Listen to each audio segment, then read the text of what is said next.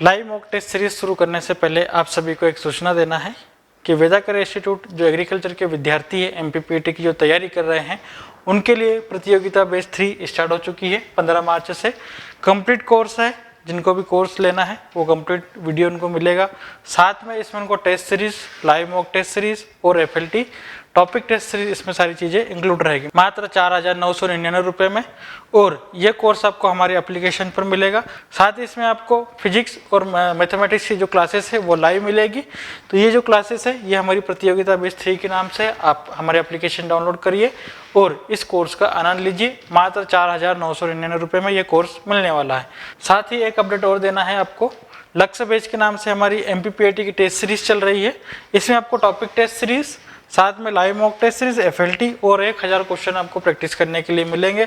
साथ ही इन सब प्रश्नों को मिलाकर देखें तो आपको 3000 से लगभग 4000 प्रश्न की तैयारी अच्छी बढ़िया तरीके से हो जाएगी। जो आप एग्जाम में गलतियां करते हैं इस टेस्ट सीरीज के माध्यम से आप वो जो गलतियां हैं वो यहीं पर ही कर लेंगे, तो एग्जाम में आपकी गलतियां ना होने की संभावना बन जाएगी। ये टेस्ट सीरीज मात्र 351 रुपये की है और ये लक्ष्य बैच के नाम से हमारे एप्लीकेशन पर मिलेगी।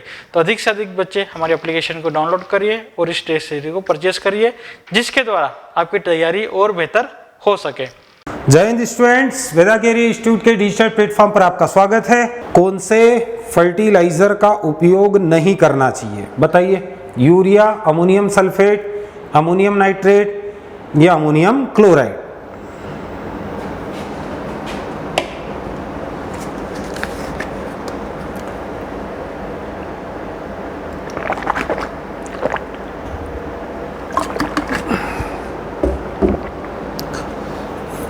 हाँ, सभी को पता है भैया, डी, जिसमें क्लोरीन हो। क्यों? क्योंकि क्लोरीन क्या करता है?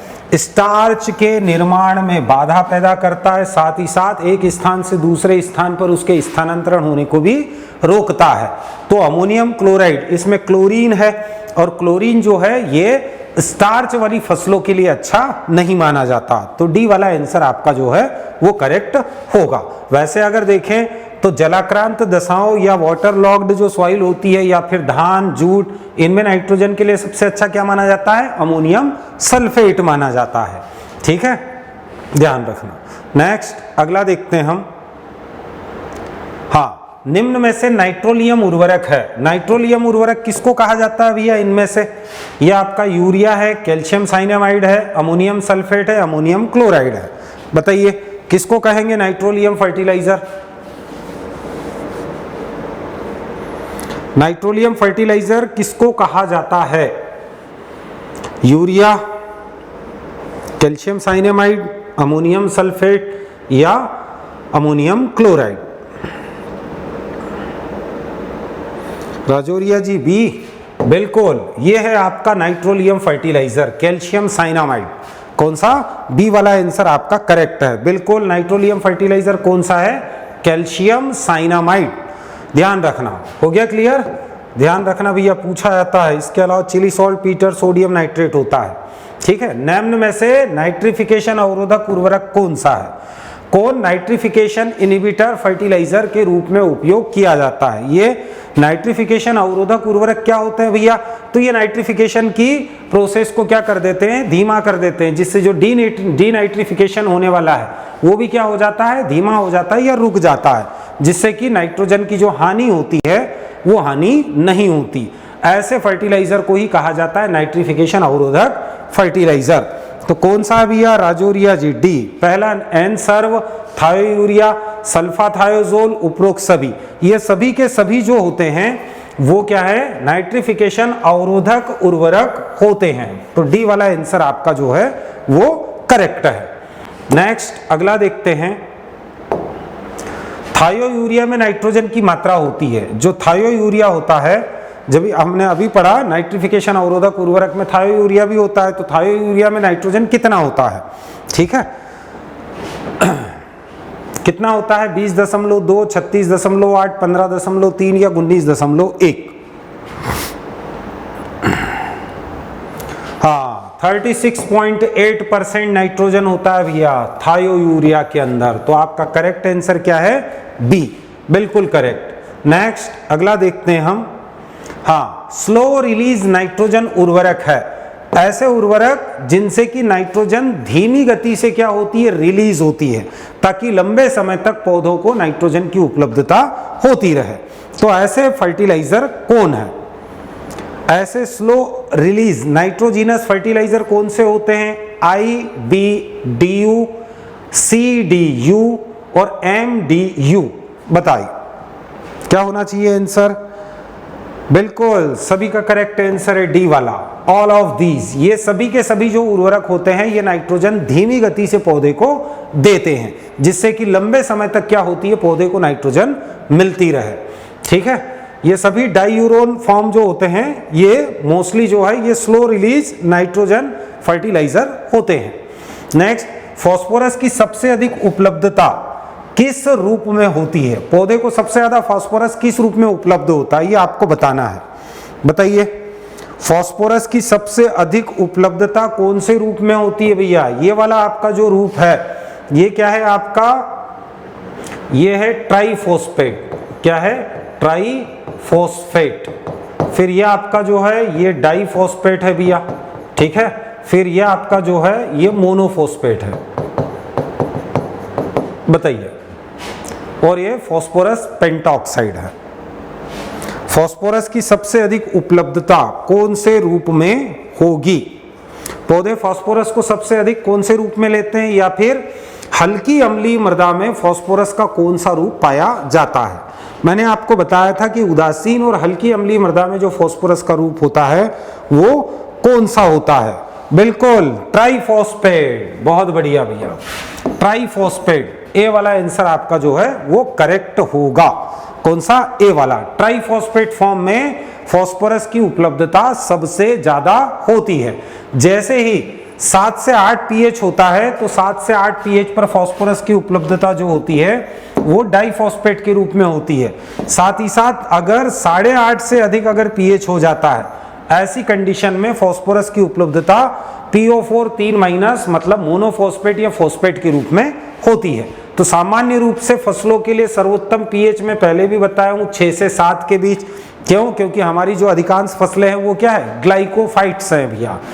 ये पूछा जाता है जो क्रॉप्स है वो किस कैटेगरी में आती है? वो आती है ग्लाइकोफाइट्स में। ध्यान रखना भैया, ग्लाइकोफाइट्स मतलब ऐसे पौधे जो कि हल्की अम्लीय मृदा में आसानी से वृद्धि करते हैं, या इनकी सबसे अधिक वृद्धि जो होती है वो 6 से 7 pH के बीच में होती है।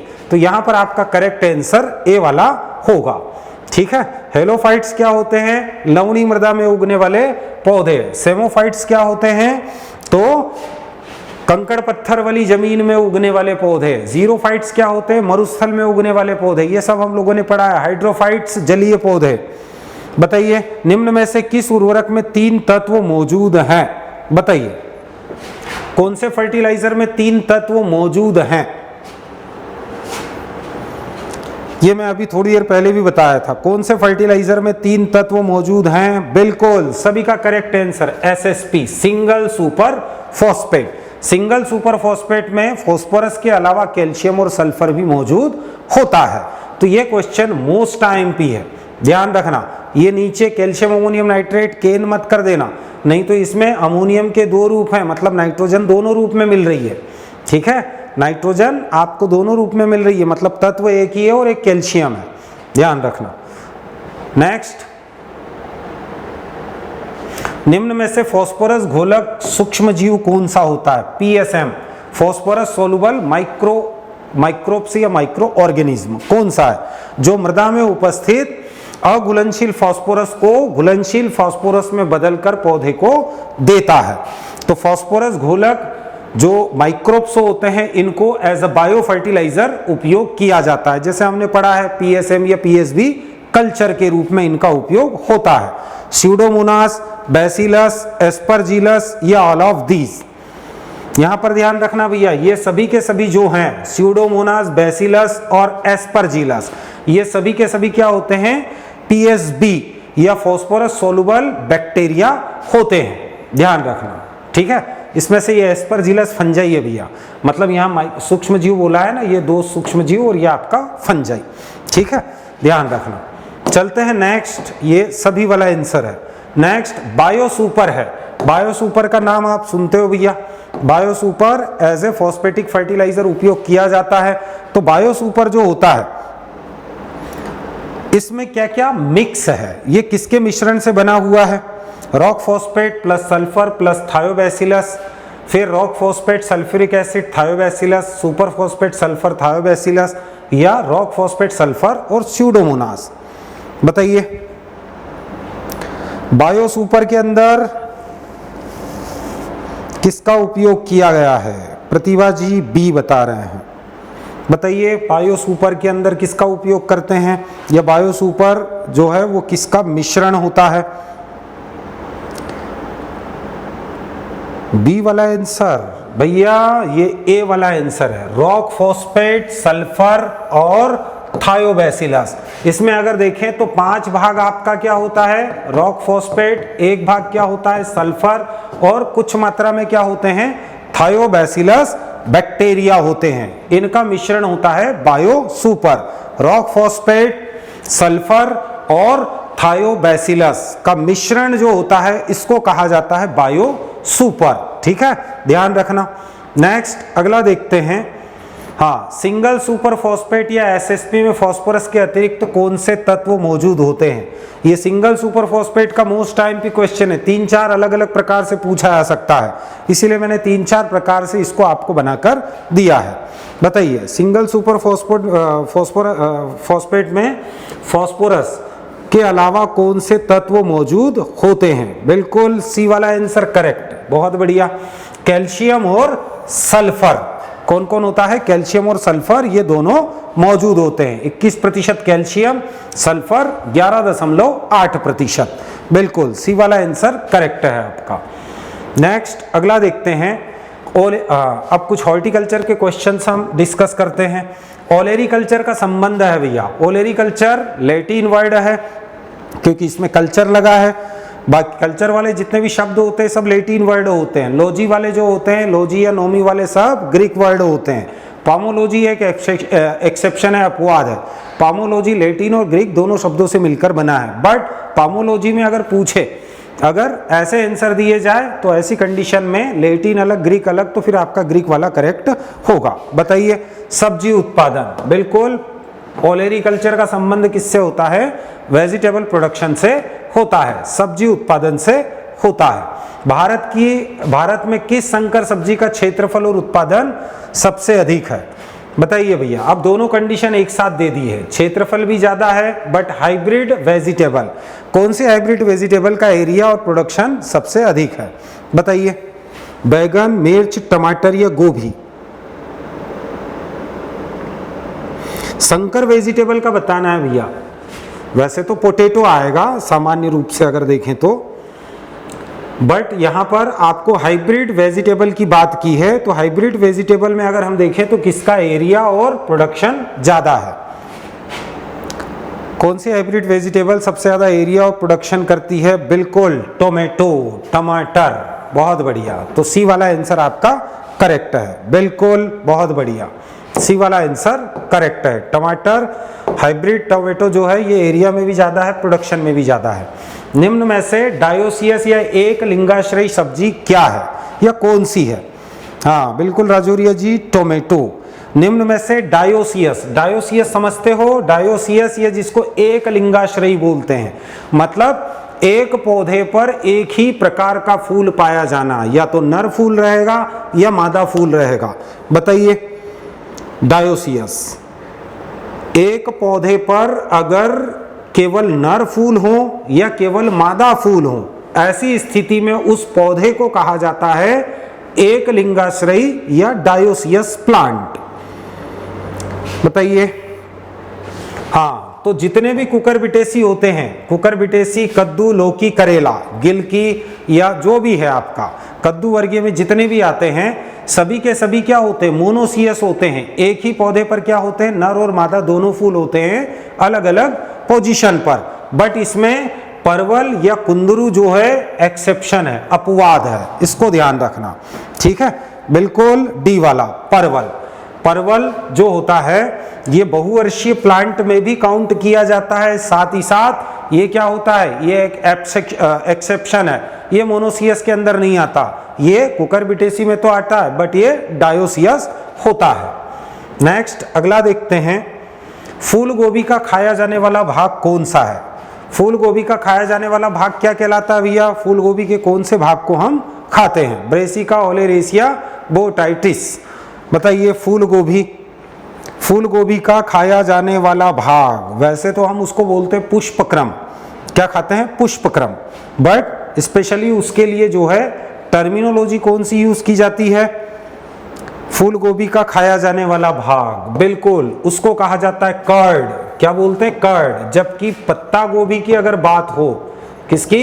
पत्ता गोभी, ब्रेसिका ओलेरेसिया कैपिटाटा, ठीक है, तो उसके लिए क्या होता है, उसका खाया जाने वाला जो भाग होता है उसको कहा जाता है हेड। ठीक है, ध्यान रखना। तो आपका बी वाला आंसर करेक्ट होगा।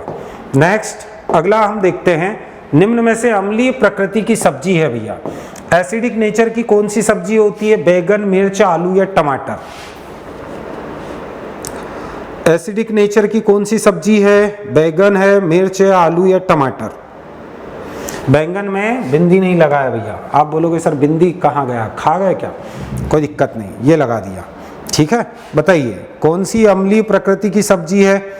वैसे जितनी भी सब्जियां होती है सब क्षारीय प्रकृति की होती है, बट ऐसी कौन सी सब्जी है जो अम्लीय प्रकृति की है? बिल्कुल टमाटर, टोमेटो। ठीक है, इसकी मनी मेकर वेराइटी को ध्यान रखना, फ्लेवर को ध्यान रखना भैया। आए ना समझ में? पूसा रूबी भी इसकी वेराइटी है टमाटर की। ये कुछ वेराइटीज है, इनको ध्यान रखना, टमाटर की पूछी जाती है। ठीक है, नेक्स्ट अगला हम देखते हैं, सबसे अधिक विटामिन सी कौन सी सब्जी में होता है? वैसे अगर फलों की बात होती तो आप फट से बता देते हैं कि सर बारबेडोस चेरी के अंदर होता है सबसे ज्यादा विटामिन सी, या फिर दूसरे नंबर पे आता है आंवला। बट यहाँ पर आपको जो पूछा है बिल्कुल एल्केलाइन होती है भैया, क्षारीय होती है वेजिटेबल्स। ठीक है, टमाटर एसिडिक नेचर वाली वेजिटेबल है। बताइए यहाँ पर बथुआ की पत्ती, धनिया पत्ती या मिर्च या मेथी? क्या बात है राजौरिया जी, बिल्कुल करेक्ट आंसर बी वाला, धनिया पत्ती। बिल्कुल, धनिया पत्ती में अगर सब वेजिटेबल की बात हो तो धनिया पत्ती के अंदर सबसे ज्यादा विटामिन सी पाया जाता है, 135 मिलीग्राम पर 100 ग्राम। 100 ग्राम में 135 मिलीग्राम विटामिन सी पाया जाता है। ठीक है, आप सभी को एक सूचना देना है कि वेदाकर इंस्टीट्यूट जो एग्रीकल्चर के विद्यार्थी है एमपीपीटी की जो तैयारी कर रहे हैं उनके लिए प्रतियोगिता बैच 3 स्टार्ट हो चुकी है 15 मार्च से। कंप्लीट कोर्स है, जिनको भी कोर्स लेना है वो कंप्लीट वीडियो उनको मिलेगा। साथ में इसमें उनको test series, live mock test series और एफएलटी टॉपिक टेस्ट सीरीज, इसमें सारी चीज़ें इंक्लूड रहेगी मात्र 4,999 रुपये में। और ये कोर्स आपको हमारी एप्लीकेशन पर मिलेगा। साथ ही इसमें आपको फिजिक्स और मैथमेटिक्स की जो क्लासेस है वो लाइव मिलेगी। तो ये जो क्लासेस है ये हमारी प्रतियोगिता बैच 3 के नाम से, आप हमारी एप्लीकेशन डाउनलोड करिए और इस कोर्स का आनंद लीजिए। मात्र 4,999 रुपये में ये कोर्स मिलने वाला है। साथ ही एक अपडेट और देना है आपको, लक्ष्य बैच के नाम से हमारी एमपीपीटी की टेस्ट सीरीज चल रही है। इसमें आपको टॉपिक टेस्ट सीरीज, साथ में live mock test series, FLT और 1000 क्वेश्चन आपको प्रैक्टिस करने के लिए मिलेंगे। साथ ही इन सब प्रश्नों को मिलाकर देखें तो आपको 3000 से लगभग 4000 प्रश्न की तैयारी अच्छी बढ़िया तरीके से हो जाएगी। जो आप एग्जाम में गलतियां करते हैं इस टेस्ट सीरीज के माध्यम से आप वो जो गलतियां हैं वो यहीं पर ही कर लेंगे, तो एग्जाम में आपकी गलतियां ना होने की संभावना बन जाएगी। ये टेस्ट सीरीज मात्र 351 रुपये की है और ये लक्ष्य बैच के नाम से हमारी एप्लीकेशन पर मिलेगी। तो अधिक से अधिक बच्चे हमारी एप्लीकेशन को डाउनलोड करिए और इस टेस्ट सीरीज को परचेस करिए, जिसके द्वारा आपकी तैयारी और बेहतर हो सके। नेक्स्ट अगर हम देखें अगला, प्याज का पीला रंग निम्न के कारण होता है भैया। प्याज का जो पीला रंग होता है, वैसे अगर देखें तो वर्ल्ड मार्केट में पीले रंग की प्याज की डिमांड ज्यादा है भैया, ध्यान रखना। लाल रंग के प्याज की डिमांड कम है। विश्व बाजार की बात कर रहे हैं हम। प्याज का पीला रंग निम्न के कारण होता है, एंथोसाइनिन के कारण। यहां पर भी भैया बिंदी का गड़बड़ हो गया है। एंथोसाइनिन रिक्तिका में पाया जाने वाला एक रंजक है जो कि फल और फूलों में रंग पैदा करने के लिए उत्तरदायी होता है। एंथोसाइनिन क्लोरोफिल वर्णक नहीं है। बताइए, हाँ क्यूरेसिटीन, बिल्कुल। प्याज में जो पीला रंग होता है वो क्यूरेसिटीन के कारण होता है, जबकि लाल रंग जो होता है वो एंथोसाइनिन के कारण होता है। विश्व मार्केट में पीले रंग के प्याज की डिमांड बहुत ज्यादा है, बट भारत में जो है वो लाल रंग का प्याज ज्यादा पैदा होता है। पिंक रेवोल्यूशन, जिनके जनक दुर्गेश पटेल जी हैं, वो भी प्याज और झींगा उत्पादन से संबंधित है। ठीक है। नेक्स्ट, बैंगन में कसेलापन निम्न के कारण होता है भैया। बैंगन के अंदर आपने देखा होगा कसेलापन होता है, तो बैंगन में जो कसेलापन होता है वो किसके कारण होता है? फटाफट बताइए। बैंगन में कसेलापन निम्न के कारण होता है। बैंगन खाया है ना, हल्का कसेलापन होता है। अगर कच्चा बैंगन खा के देखो आपको पता चल जाएगा। बिल्कुल, ग्लाइको एल्केलॉइड के कारण। बहुत बढ़िया, सी वाला आंसर करेक्ट। ग्लाइको एल्केलॉइड के कारण बैंगन के अंदर कसेलापन होता है, तो सी वाला आंसर आपका जो है वो करेक्ट है। बहुत बढ़िया। नेक्स्ट, अगला देखते हैं, लहसुन में तीखी गंध का कारण क्या है? लहसुन में तीखी गंध का कारण क्या होता है? लहसुन में तीखी गंध का कारण क्या है? एलाइल प्रोपाइल डाइसल्फाइड, डाइएलाइल डाइसल्फाइड, एलाइसिन या कैप्सेसिन?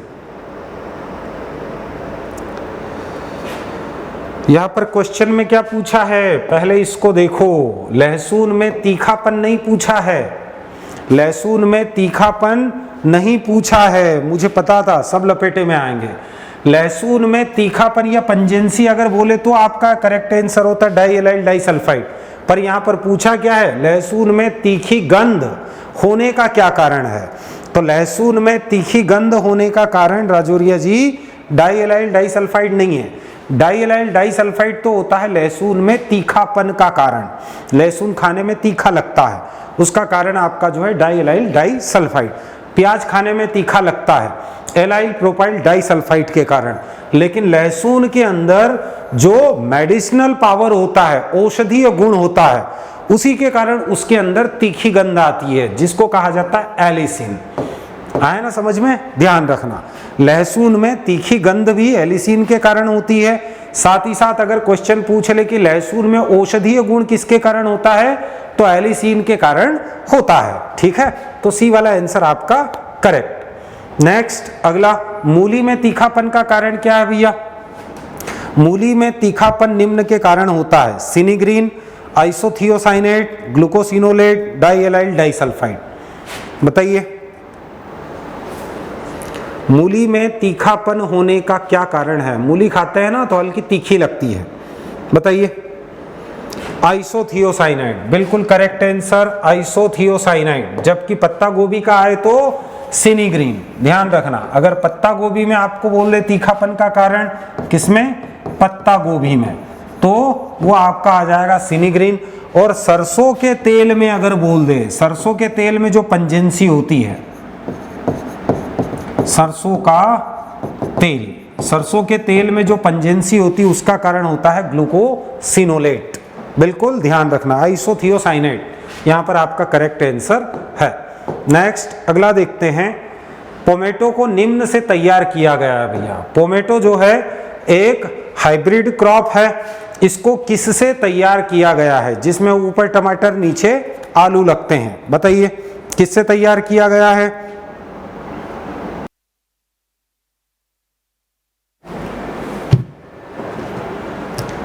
चलो नेक्स्ट, अगला, रेफिनो ब्रेसिका निम्न का संकरण है भैया। किसका संकरण है? रेफिनो ब्रेसिका। रेफिना ब्रेसिका को सबसे पहले बनाया था कार्पेचेंको नामक वैज्ञानिक ने। ठीक है, रेफिनो ब्रेसिका को सबसे पहले किसने तैयार किया था? कार्पेचेंको नामक वैज्ञानिक ने तैयार किया था। और ये इंटरजेनेरिक क्या है? हाइब्रिडाइजेशन से तैयार की गई थी। मतलब दो अलग अलग जीनस के क्रॉप्स को क्रॉस करके एक नई फसल को तैयार की गई थी। जैसे रिम्पाउ ने किया था ट्रिटिकेल को तैयार, उसी प्रकार से। बताइए कौन सा आएगा? रेफिनो ब्रेसिका किसके क्रॉस से तैयार की गई है? तो बिल्कुल ध्यान रखना भैया, मूली गुणा पत्ता गोभी, किसके क्रॉस से? मूली गुणा पत्ता गोभी, रेफेनस सटाइवा और ब्रेसिका ओलेरेसिया कैपिटाटा, इन दोनों के क्रॉस से तैयार की गई थी रेफिनो ब्रेसिका। किसने तैयार की थी? कार्पेचेंको नामक वैज्ञानिक ने तैयार की थी। ठीक है, नेक्स्ट एक रेबेज भी है, तो रेबेज जैसे ही आए तो उल्टा कर देना, पत्ता गोभी गुणा मूली। नेक्स्ट शलजम में चरपराहट का कारण क्या है? सलजम और अरबी, आपने देखा होगा भैया इनमें जब हम खाते हैं तो चरपराहट होती है, तो सलजम और अरबी इन दोनों में चरपराहट का कारण क्या है बताइए? Oleoresin, calcium oxalate, allicin, isothiocyanate. बिल्कुल राजौरिया जी, आपका अरबी और सलजम दोनों में चरपराहट का कारण होता है कैल्शियम ऑक्जेलेट। कौन होता है? कैल्शियम ऑक्जेलेट होता है, बिल्कुल करेक्ट। नेक्स्ट, गिलकी में कड़वाहट का कारण क्या होता है? कच्ची गिलकी आप अगर खाओगे तो हल्का कड़वापन लगेगा, उसका कारण क्या है? म्यूरिलीन, एमाइरिन, कुकरबिटासिन या उपरोक्त सभी? बताइए, गिलकी में कड़वाहट का कारण क्या है? कच्ची गिलकी खाना, कड़वाहट, हल्की कड़वाहट लगती है, इसका कारण क्या है बताइए? जैसे भिंडी में चिपचिपापन होता है वो म्यूरिलीन के कारण होता है। ठीक है, यहां पर अगर देखें तो एमाइरीन, किसके कारण? एमाइरीन के कारण होता है गिलकी के अंदर कड़वाहट, तो बी वाला आंसर आपका जो है वो करेक्ट है। बाकी अगर हम देखें तो कुकरबिटासिन जो होता है वो कुकरबिटेसी फैमिली की जो फ्रूट्स होते हैं उनमें आपको मिलता है। ठीक है, नेक्स्ट, सब्जियों का राजा कहा जाता है। सब्जियों का राजा किसे कहते हैं भैया? भिंडी को, प्याज को, आलू को, टमाटर को। बताइए, सब्जियों का राजा किसे कहा जाता है? बताइए, सब्जियों का राजा किसे कहेंगे? भिंडी को, प्याज को, आलू को, टमाटर को? बिल्कुल, आलू राजा, भिंडी उसकी रानी। तो आलू जो है वो राजा है और भिंडी क्या है? उसकी रानी है। बिल्कुल सभी का करेक्ट आंसर है, बहुत अच्छे। तो ठीक है, आज का हमारा सेशन यहीं समाप्त करते हैं, मिलते हैं नेक्स्ट वीडियो में। तब तक के लिए व्यस्त रहो, मस्त रहो, आनंद में रहो, खुश रहो, और आपकी 21 जुलाई की तैयारी जो है वो बिल्कुल धांसू तरीके से चलने दो।